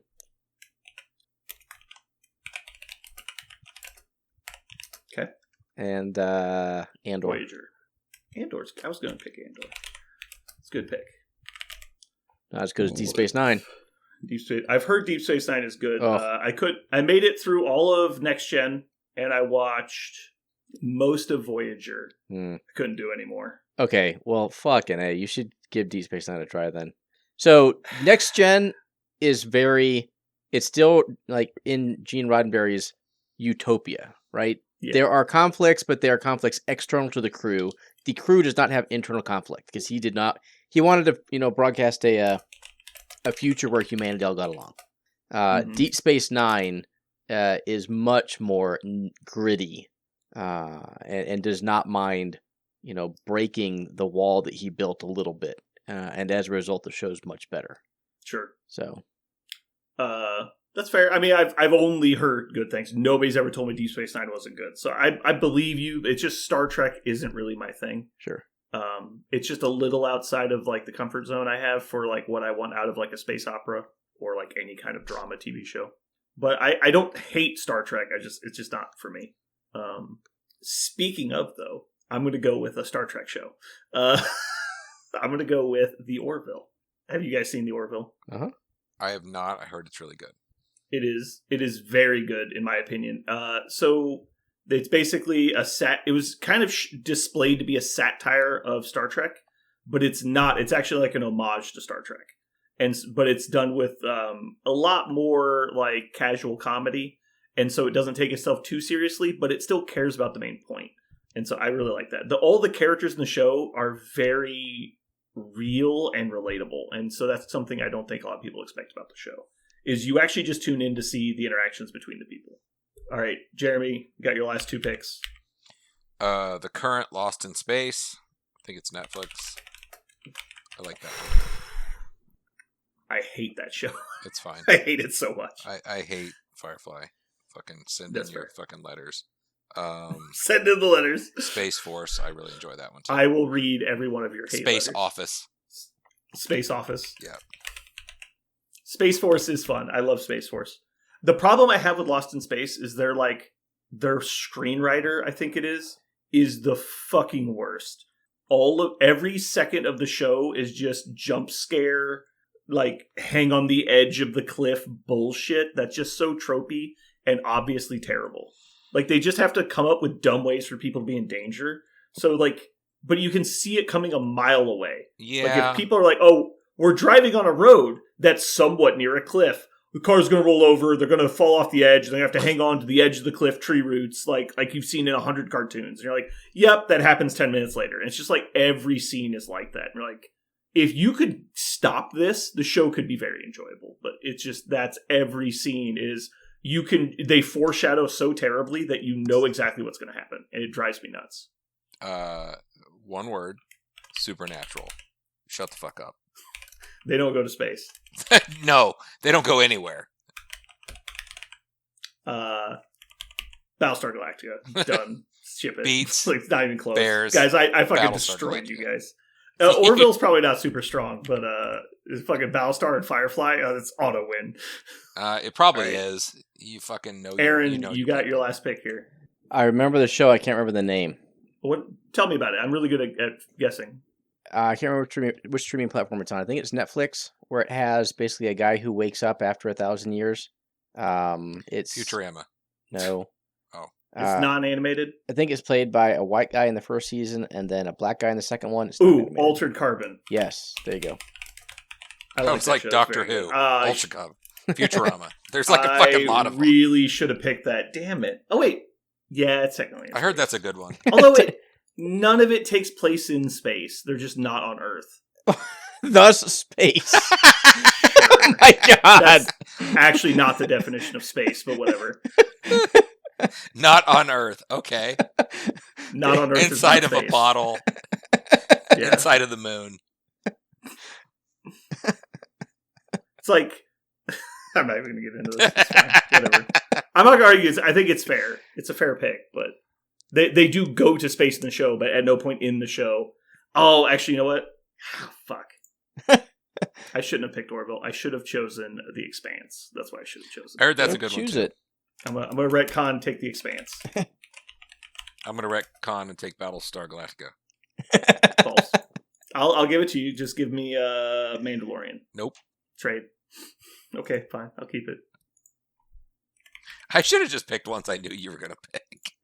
I should have grabbed that has Battlestar happened first. before. I should have grabbed Battlestar first. I would have literally railroaded you with taking all the ones I knew you were going to take. So I got 2 picks before you got to go again.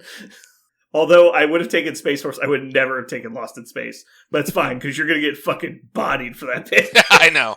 Probably. That's People fine. are going to literally write you letters. Then they're going to listen to the podcast and hear that you dissed on Firefly. They're going to write you more letters. Oh, I'm going to get burning rocks through my window, I'm sure.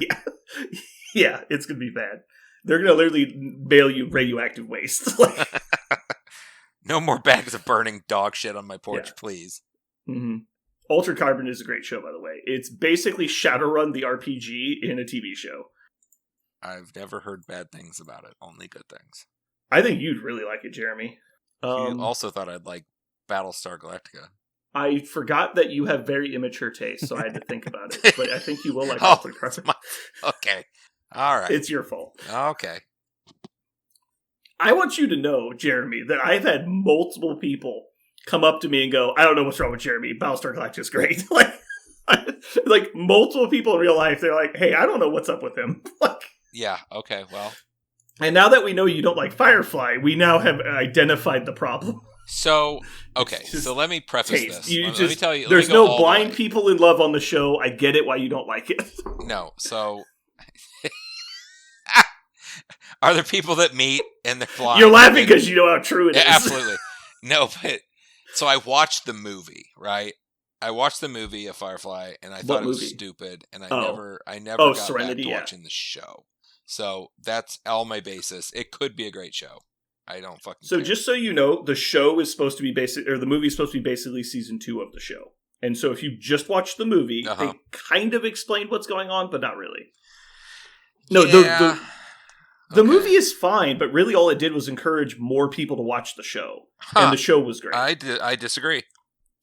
Well, obviously some people just can't be helped, and there's nothing we can do about that. You got to follow it with maybe you just didn't understand it. You see, maybe they used too big of words. You just they didn't said like understand it. yeehaw. Yeah. Aaron, did you watch Firefly? No. Okay.